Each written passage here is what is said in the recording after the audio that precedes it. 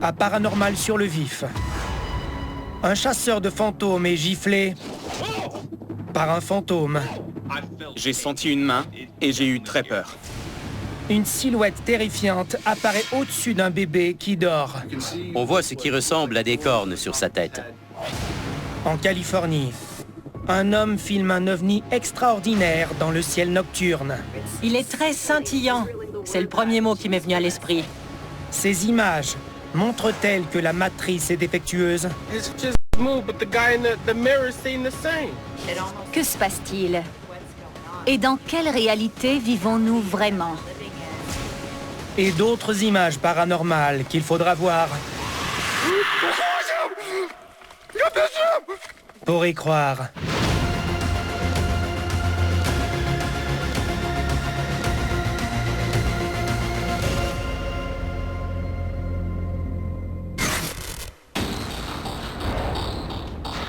Lors d'une enquête paranormale, les chasseurs de fantômes s'attendent à voir et à entendre des choses étranges et parfois même à en sentir. Mais même les plus expérimentés ne sont jamais vraiment préparés à être touchés par un esprit. Parce que si un esprit possède suffisamment de puissance pour toucher un être humain, que peut-il faire d'autre? C'est ce qui est arrivé à un chasseur de fantômes au Nevada. Malgré sa longue expérience et son équipement sophistiqué, il a été terrorisé par un bon vieux toucher spirituel. Dude, what is that noise?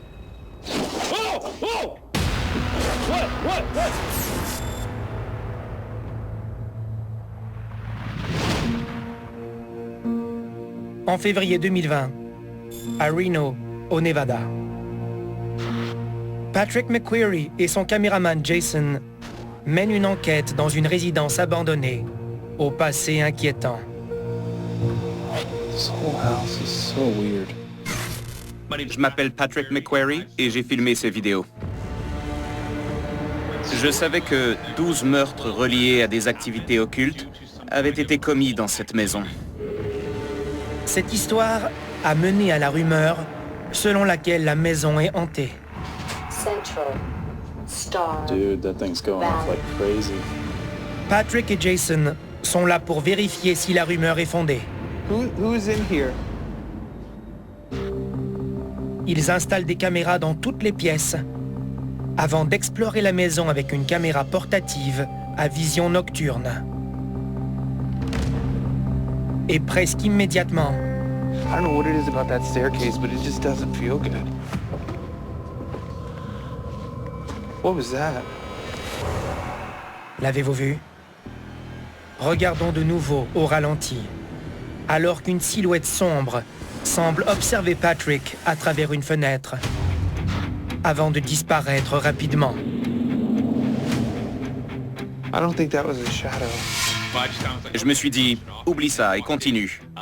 Mais en examinant toutes les images captées quelques jours plus tard, j'ai vu la grande silhouette noire qui m'observait. Et à ce moment-là, je me suis dit, oh, parce que j'ai compris que ce n'était pas mon ombre, ni celle de Jason. C'était vraiment une silhouette qui me regardait à travers la fenêtre. Ce qui est encore plus étonnant, c'est que les images captées par une caméra qui filmait un autre angle de l'endroit exact où la silhouette se trouvait What was that? ne montrent rien du tout. Voici où la silhouette était placée. But it was on the other side of that window. La silhouette a été filmée par une des deux caméras et je l'ai aperçue de mes yeux. Mais je n'ai pas d'autres preuves. L'autre caméra peut seulement prouver que c'est très important de filmer tout phénomène paranormal de plusieurs angles. What was that? La caméra dans l'autre pièce n'a pas capté la silhouette, qui est pourtant filmée par la caméra portative de l'enquêteur. Ça en dit long sur la nature étrange de ce phénomène. D'un angle, la silhouette est presque solide et bien visible, alors que d'un autre angle, elle n'existe pas, elle est carrément invisible. La silhouette n'est que le début. En effet, quelques minutes plus tard, Can you come down the stairs, please? Whoa, whoa! Something just like punched like hard my elbow. Patrick a été touché par quelqu'un. Ou quelque chose. Même si j'étais bien préparé à mener cette enquête, et que ça m'est déjà arrivé, il n'y a rien à faire. Être touché par un esprit sera toujours terrifiant.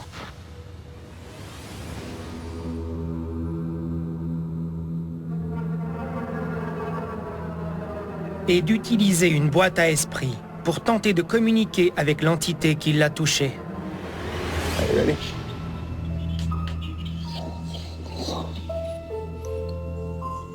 Pendant quelques minutes, c'est le calme plat. If you're having trouble with our technology, you can reach out and touch Patrick to let him know you're here. Voilà une invitation difficile à refuser. Dude, what is that noise?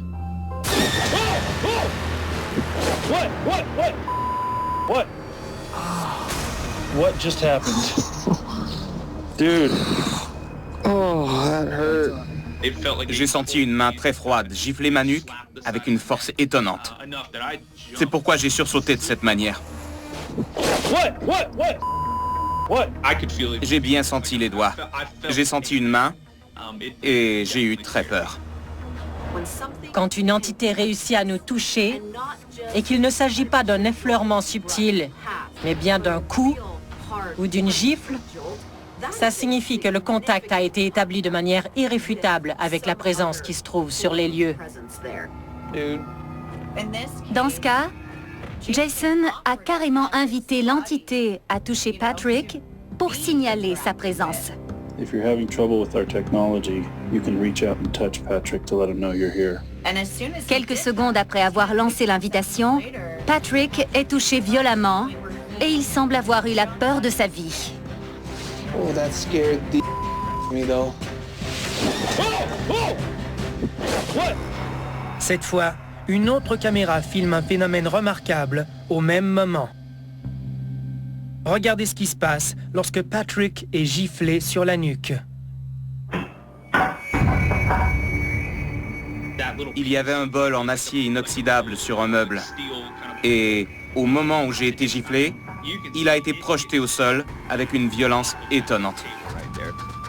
C'est survenu au même moment où Patrick a été frappé à la nuque. Ce qui sous-entend que l'énergie était assez puissante pour le toucher et manipuler simultanément un objet qui se trouvait dans la pièce voisine. À mon avis, le bol a été projeté par terre à cause de l'énergie dégagée par Patrick et Jason. Ils étaient extrêmement nerveux et tout le stress lié à leurs efforts pour rester calmes a fait en sorte que ce bol a été propulsé à travers la pièce. Je crois que l'entité présente était très en colère et qu'elle avait l'intention de nous lancer des objets jusqu'à ce qu'on quitte les lieux. Alors, nous sommes partis. Patrick et Jason ont amassé suffisamment de preuves pour en arriver à une conclusion sans équivoque. J'en conclus que cette résidence est hantée.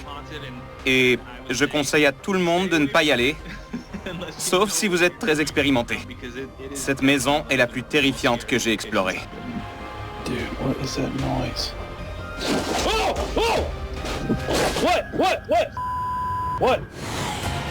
À venir, une station-service en Irlande est occupée par un esprit frappeur.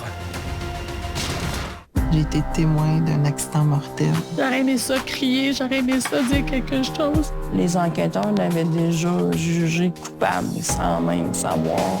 Tragédie involontaire, vendredi 20h, à Canal D. Chaque jour à travers le monde, des millions de personnes arrêtent dans des stations-service pour faire le plein d'essence et de collation. Cela signifie que certaines stations-service servent des milliers de clients quotidiennement. Toute cette énergie qui entre dans le commerce a tendance à s'accumuler au fil du temps. Si nous ajoutons à cela que l'action se déroule dans un vieux pays, tous les ingrédients sont réunis pour provoquer des phénomènes paranormaux. En effet, les employés d'une station-service en Irlande en sont témoins fréquemment.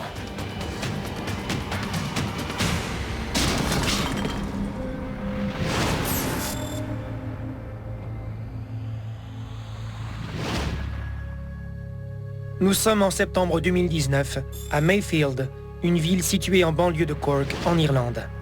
Au beau milieu de la nuit, tout est calme à la station-service Tollisons. Lorsque tout à coup, un sac de galettes de riz semble sauter mystérieusement d'une étagère et tombe au sol. 2 semaines plus tard,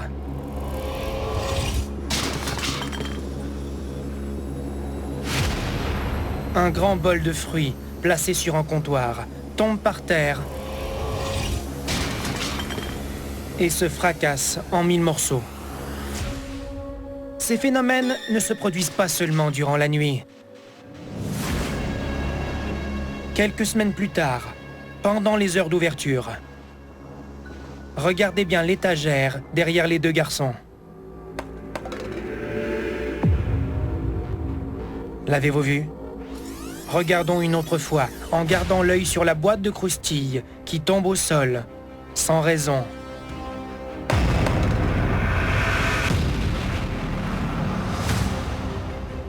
Pour le co-gérant Thomas O'Flynn, cet événement n'est que routine.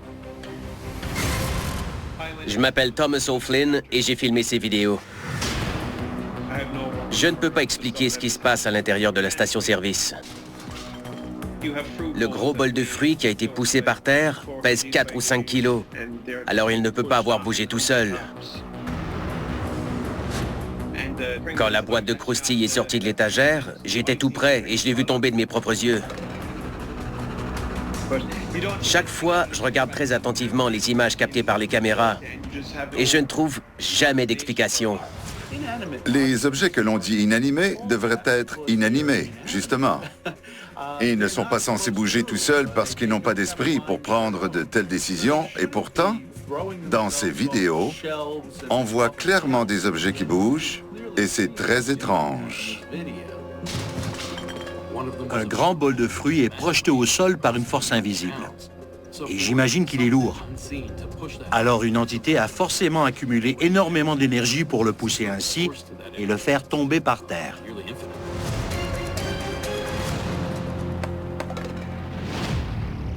Ce qui est troublant dans l'extrait de la boîte de croustilles est l'apparition d'un orbe qui monte rapidement vers le haut, juste avant la chute de la boîte, comme s'il y avait un lien de cause à effet. Chaque fois qu'un orbe est en cause, ça indique un phénomène paranormal. On voit l'orbe partir du sol et monter vers le plafond. C'est à ce moment-là que la boîte tombe. L'orbe aurait provoqué sa chute au sol. C'est la seule explication possible. Des phénomènes paranormaux se produisent régulièrement depuis que la famille de Thomas a acheté la station-service il y a 7 ans. Les phénomènes les plus fréquents sont certainement les portes qui s'ouvrent et se ferment sans raison, et des objets qui bougent d'eux-mêmes sur les étagères. La caisse principale est située tout près d'une grande vitrine, et les employés qui travaillent durant le quart de soir y voient régulièrement une silhouette noire passer. De plus, au-dessus de la machine à café, les luminaires suspendus se mettent souvent à se balancer mystérieusement. Une station-service achalandée entre dans la même catégorie qu'un bar ancien que des passants aux personnalités et aux histoires différentes ont fréquenté, en transportant avec eux toutes sortes d'énergie qu'ils laissent derrière. Après des centaines d'années, possiblement que le terrain a absorbé cette énergie. Et peut-être même attire-t-il les esprits. La station-service étant située en Irlande, il y aurait donc un lien. L'Irlande est un pays habité par les humains depuis si longtemps. Nous devons remonter à l'époque romaine et encore bien avant cela. Les plus anciens corps humains préservés ont été trouvés dans cette partie du monde. Nous pouvons donc penser qu'une quantité phénoménale d'énergie résiduelle est emmagasinée dans le sol. Si nous ajoutons à ça la longue histoire de l'Irlande, qui est si riche, tout ça est bien cohérent. J'ai mené plusieurs enquêtes à Cork dans des pubs, des écoles et même dans une prison. Et certains de ces bâtiments sont hantés, même les plus modernes comme les supermarchés. Ils ont été construits sur des terrains imprégnés d'histoire où ils sont eux-mêmes des bâtiments âgés de 600 ou 700 ans. Il y a donc énormément d'énergie surnaturelle en Irlande et surtout à Cork. Quant à Thomas, il est non seulement très à l'aise de travailler parmi des esprits, mais il adore ça. Je n'ai jamais eu l'impression que les esprits étaient hostiles ou malveillants. Je crois qu'ils sont gentils et qu'ils ne nous veulent aucun mal. Après tout, on dit que si les vivants peuvent nous blesser, les morts, eux, en sont incapables. À venir, une caméra de surveillance capte cette image terrifiante dans une chambre d'enfant. Seulement en 2023, 10 330 véhicules ont été volés au Québec. Mets ça sur le parc, s'il te plaît, parce qu'il est saisi. Un huissier et son équipe tentent d'enrayer ce fléau. Traqueur de char, vendredi 20h30, à Canal D. Les enfants sont mignons, affectueux, innocents et très vulnérables. Lorsqu'un enfant est menacé par quelqu'un ou quelque chose, c'est toujours terrifiant. Imaginez maintenant que cette menace provienne d'une entité de nature paranormale. C'est le cauchemar vécu par une famille au Nevada. Depuis que la caméra de surveillance installée dans la chambre de leurs enfants a filmé cette image qui dépasse l'entendement.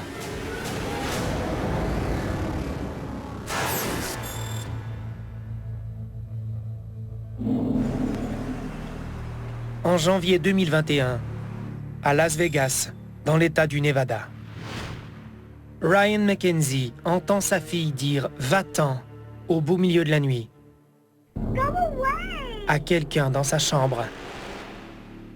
Ryan se rend dans la chambre où dorment sa fille de 2 ans et son garçon plus jeune, et il n'y a personne. La mère de Ryan, Tori, qui habite la même maison, décide d'installer une caméra de surveillance munie d'un détecteur de mouvement dans la chambre des enfants. Elle espère ainsi savoir à qui sa petite fille parle durant la nuit. 4 jours plus tard, Tori regarde les photos captées par l'application et elle voit ceci. Une silhouette se trouve entre les lits de sa petite fille de 2 ans et de son petit-fils de 7 mois. Elle a des yeux exorbités, des mains en forme de pince et 2 cornes sur sa tête. Quelle horreur! Quand on voit des images comme celle-là, on ne peut pas faire autrement qu'être profondément bouleversé et effrayé. Cette chose horrible est non seulement paranormale ou surnaturelle, mais elle est assurément hostile. Ce qui m'a frappé dans cette image, c'est d'abord la posture de la silhouette. Elle est à moitié accroupie, mais elle se tient debout au-dessus du berceau de cet enfant avec un air très menaçant. On voit ce qui ressemble à des cornes sur sa tête. Et sur cette image, son corps me semble presque immatériel et translucide. Je ne peux qu'imaginer à quel point la dame a été terrifiée en voyant cette créature immonde près de ses petits-enfants et en pensant que c'est à elle que sa petite fille a parlé au milieu de la nuit. Après avoir vu cette image, Ryan a immédiatement déplacé ses enfants dans sa propre chambre. Il a pris la bonne décision. Ses enfants en sécurité, il peut maintenant essayer de comprendre pourquoi cette entité était là et trouver une façon de s'en débarrasser. Tout d'abord, quelle est la nature de cette créature? Elle a indéniablement une forme humaine. Et à mon avis, elle est de sexe masculin. Mais certaines de ses caractéristiques physiques me font penser qu'elle est malveillante. Même si la silhouette ressemble à un être humain, on dirait que c'est plutôt un mort-vivant. Et je crois que cette créature n'est pas de nature humaine. Je ne saurais dire de quoi il s'agit exactement, mais elle réveille en nous une peur viscérale en raison de l'extrême vulnérabilité des enfants. J'ai des frissons en pensant que ces 2 enfants sont seuls dans leur chambre avec cette chose. Est-il possible qu'elle ne veuille pas faire de mal à ses enfants? Plusieurs voient des cornes sur sa tête. Et je vois également quelque chose dans la région du front, qui pourrait effectivement être des cornes. J'ai également remarqué que cette partie de son visage semble illuminée en quelque sorte. Je me demande si ce sont des yeux ou bien un reflet de ses lunettes portées sur sa tête. À mes yeux, ça ressemble plus à une personne âgée, alors ça me porte à croire qu'il s'agit d'un ancêtre. D'un ancêtre qui veut tout simplement vérifier si ses descendants vont bien. C'est une possibilité. Mais ce sont les Mackenzie qui doivent cohabiter avec cette créature, et ils n'en veulent pas sous leur toit. Que peuvent-ils faire? Si l'attention de cette créature est sur les enfants, les faire dormir dans une autre chambre ne changera rien. Je recommanderais plutôt à la famille de tenter de communiquer avec elle pour établir des règles de base et de purifier la maison. Si cela ne fonctionne pas, ils devront faire appel à un guide spirituel. Une chose est certaine, ils ne peuvent pas ignorer cette présence et ils n'ont que deux choix, la chasser ou partir. Quoi que la famille décide, nous lui souhaitons bonne chance. De nos jours, il est si facile de se glisser dans une simulation réaliste que les enfants pourraient le faire. Et en fait, ils le font souvent. Mais certaines personnes croient que nous passons déjà toute notre vie dans une simulation de laquelle nous ne pourrons jamais sortir. Pour en être conscient, il suffirait d'observer ce qui nous entoure pour trouver des anomalies qui se produiraient partout et très souvent. I'm watching this dude through the mirror. Look at that, his face just moved, but the guy in the mirror is staying the same.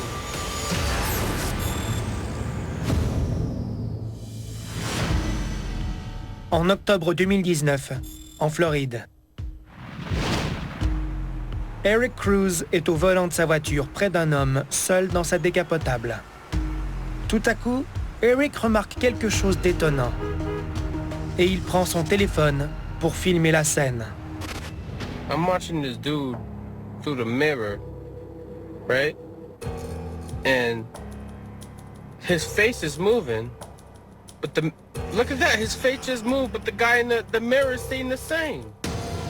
Yo! Regardez bien le rétroviseur latéral.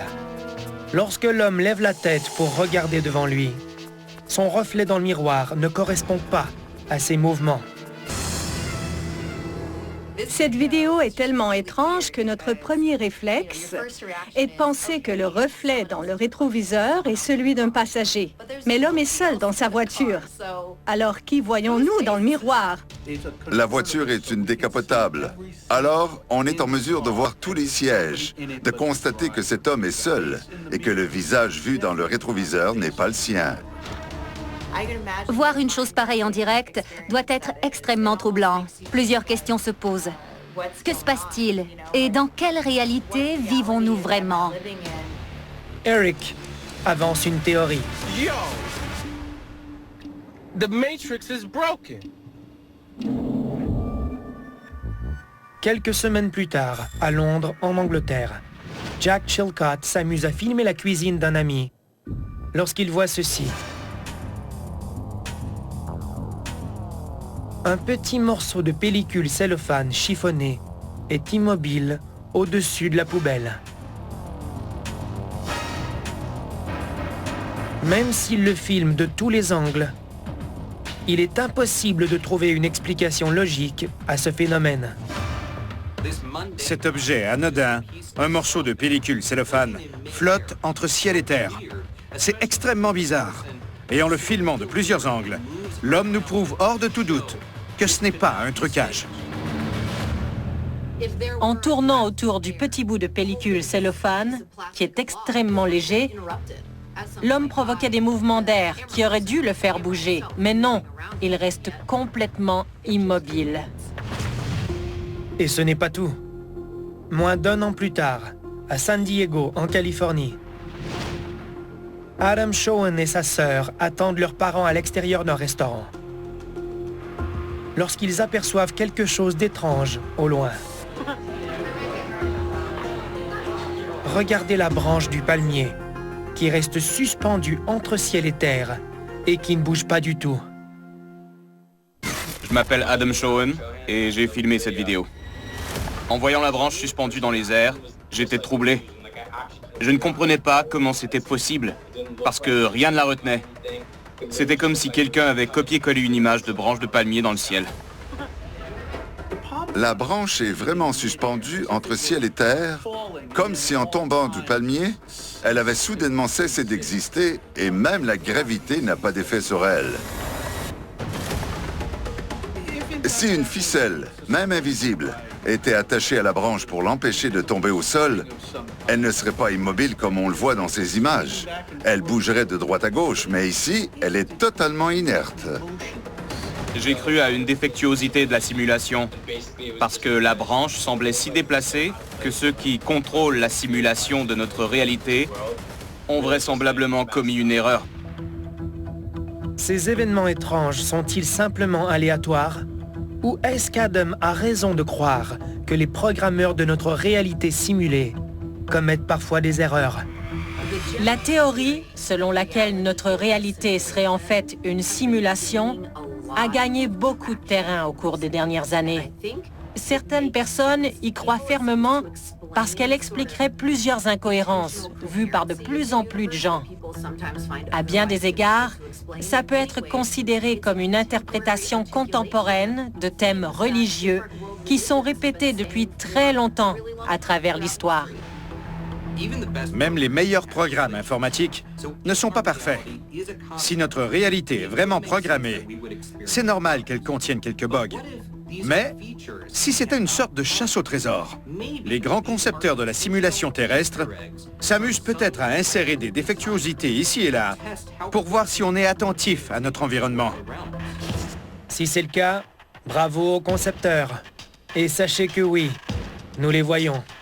Paranormal est synonyme d'anormal. Et à une certaine époque, le feu était un phénomène anormal, comme les éclairs et le tonnerre, avant que la science les explique. Ma conviction personnelle a toujours été qu'il n'y a pas de problème avec notre univers. Il fonctionne exactement comme il se doit, mais nous ne le comprenons pas encore. The Matrix is broken.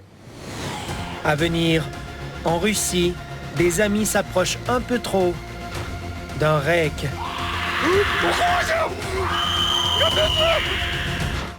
Ça relève, ça prend de l'adaptation. La marge d'erreur, on n'en a pas. Ah ouais, voilà, ah ouais, ah ouais. Mes amis ils disent là, que je suis comme une toilette, je suis indispensable. Vie de chantier, nouvelle génération, lundi 19h30 à Canal D.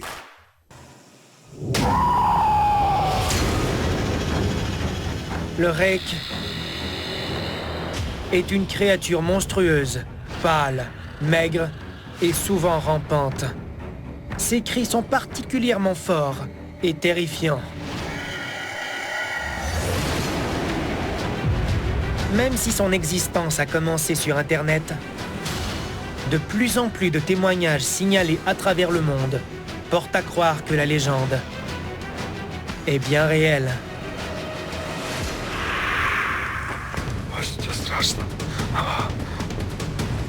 En Russie, des amis intrépides en sont maintenant convaincus.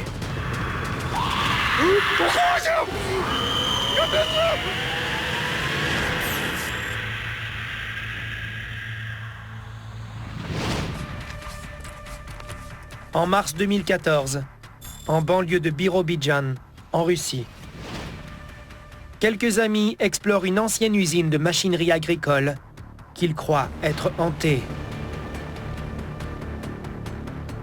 C'est leur deuxième visite à cet endroit. Et lors de la première, ils sont partis au bout de quelques minutes, parce qu'ils étaient tous terrorisés. Я просто боюсь идти второй раз, что если меня не хватило прошлого раза. Munis de simples lampes de poche et de caméras portatives, les hommes tiennent à amasser des preuves cette fois-ci. Mais leur détermination est mise à l'épreuve.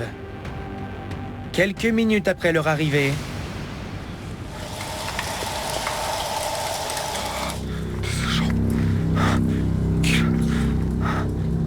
Ils entendent des hurlements au loin.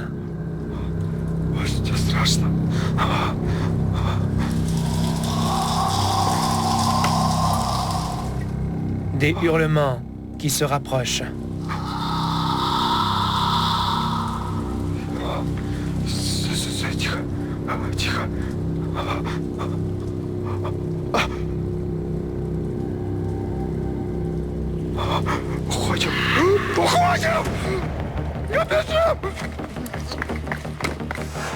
Ce qu'on entend me glace le sang. Qui crie de cette manière? Est-ce une créature? Ou bien une victime?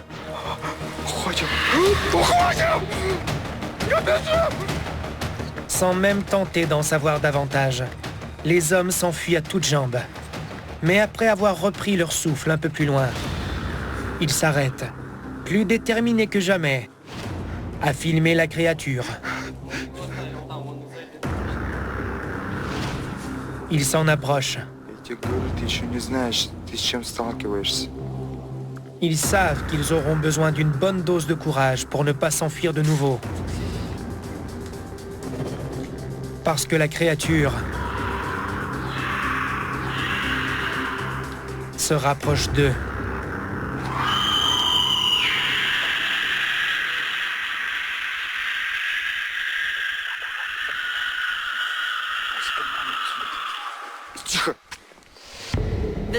Les cris provenant de cette ancienne usine sont insoutenables et si forts qu'on dirait qu'un dinosaure est prisonnier à l'intérieur.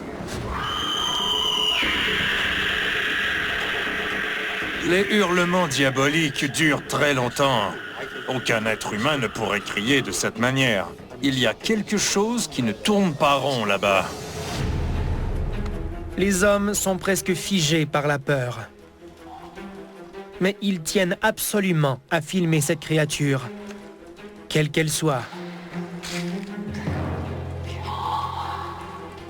Ils savent qu'elle est maintenant devant eux. Regardez bien. Elle est juste là.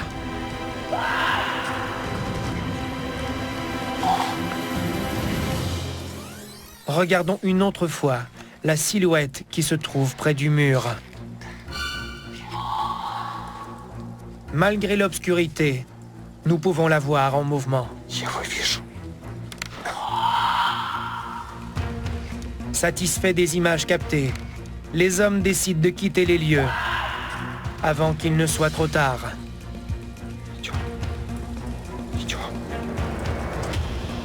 Alors, qu'ont-ils vu?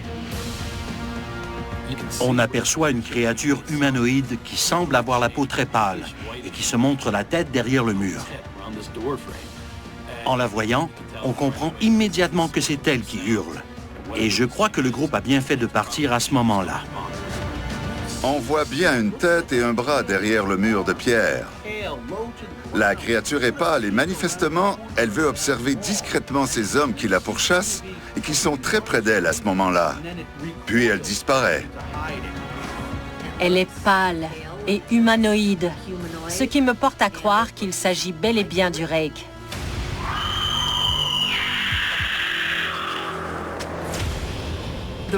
Les caractéristiques principales du Rake sont une peau pâle, une apparence humanoïde et un corps très maigre.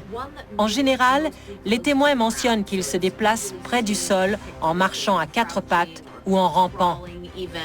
Ses coudes seraient pointus et disloqués et certains signalements rapportent qu'il a une très grande bouche remplie de nombreuses petites dents acérées.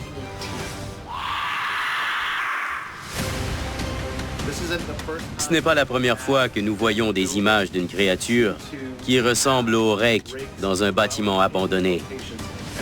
Après tout, une ancienne usine désaffectée est une résidence idéale pour une créature solitaire qui ne désire pas être vue par les humains.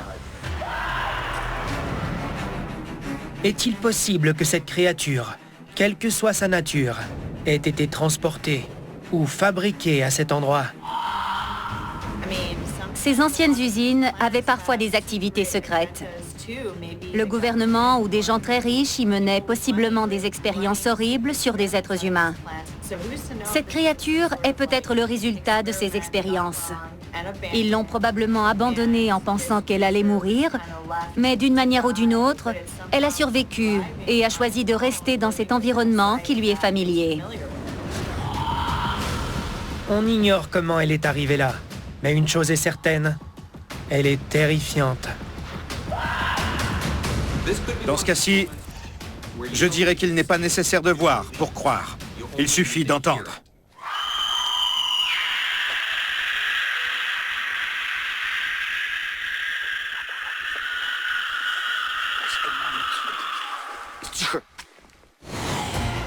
À venir, cet ovni peut-il être un autobus de touristes provenant d'un autre monde?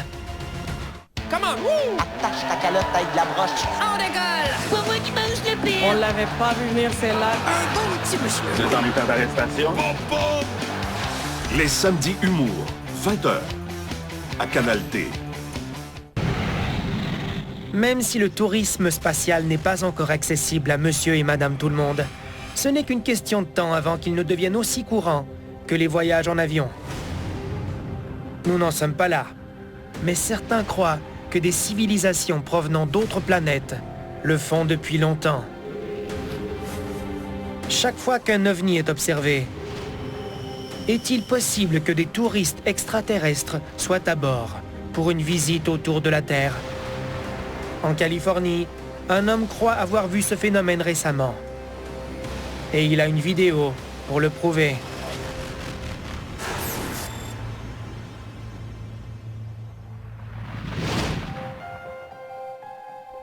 En septembre 2020, à Temecula, en Californie, Derek Jones, passionné de l'astronomie, observe les étoiles avec un télescope.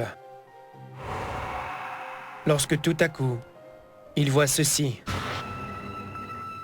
Une étrange forme circulaire lumineuse aux couleurs de l'arc-en-ciel, comme animée d'une pulsation. On dirait presque un kaléidoscope. La sphère multicolore reste immobile pendant plusieurs heures, illuminant le ciel nocturne. Derek est à la fois perplexe et émerveillé. Je m'appelle Derek Jones et j'ai filmé cette boule lumineuse dans le ciel.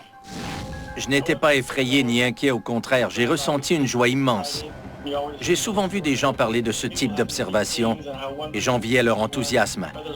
Par contre, j'ai remarqué que les vidéos et les photos des témoins sont rarement claires.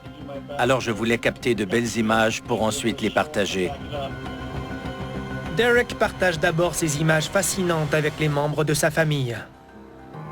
On ne savait pas que les images étaient aussi claires jusqu'à ce qu'on les voie sur un grand écran. On n'en croyait pas nos yeux et le moins qu'on puisse dire, c'est que ce phénomène est inusité. Cette vidéo est très convaincante. Je vois un anneau illuminé aux couleurs de l'arc-en-ciel.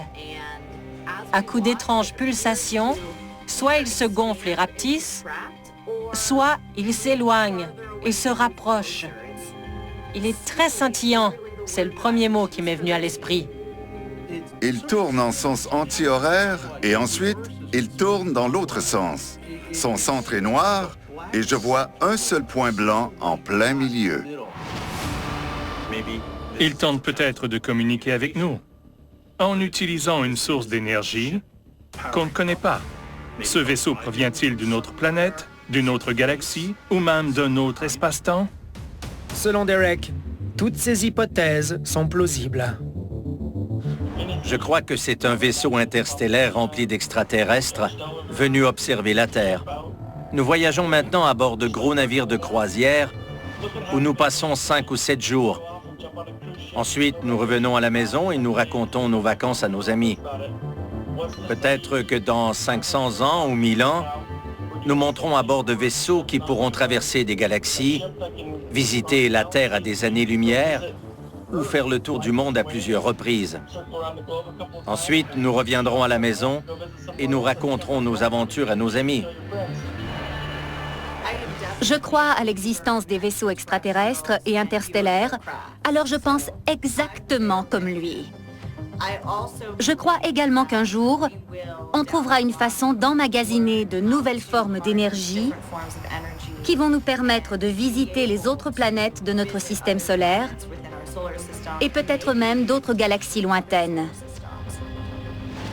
J'aime croire qu'un jour, nous pourrons monter à bord de vaisseaux pour voler dans l'espace aérien d'autres planètes et que les habitants de ces planètes se demanderont qui nous sommes. Ils nous filmeront et présenteront leurs vidéos à la télévision où des experts tenteront de comprendre qui nous sommes. J'adore cette idée. S'il s'agit vraiment de touristes extraterrestres, les affaires vont assurément très bien, puisqu'un mois plus tôt, quelqu'un a filmé un ovni semblable à Basra, au Connecticut. Ces deux ovnis très similaires ont été vus et filmés à deux endroits différents aux États-Unis. Deux personnes ont donc été témoins d'un phénomène presque identique, alors que des milliers de kilomètres les séparent physiquement et qu'elles ne se connaissent pas. Ça ajoute beaucoup de crédibilité aux deux signalements respectifs.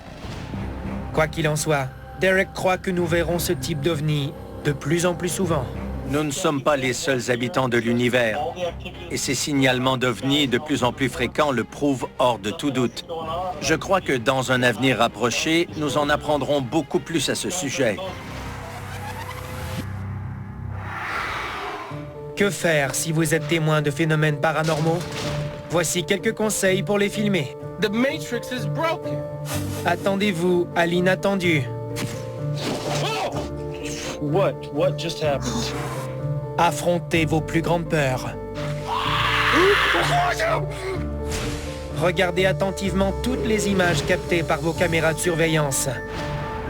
Et si vous avez la chance d'observer un esprit frappeur, un mort-vivant ou un ovni, efforcez-vous d'en capter des images afin d'immortaliser le paranormal sur le vif.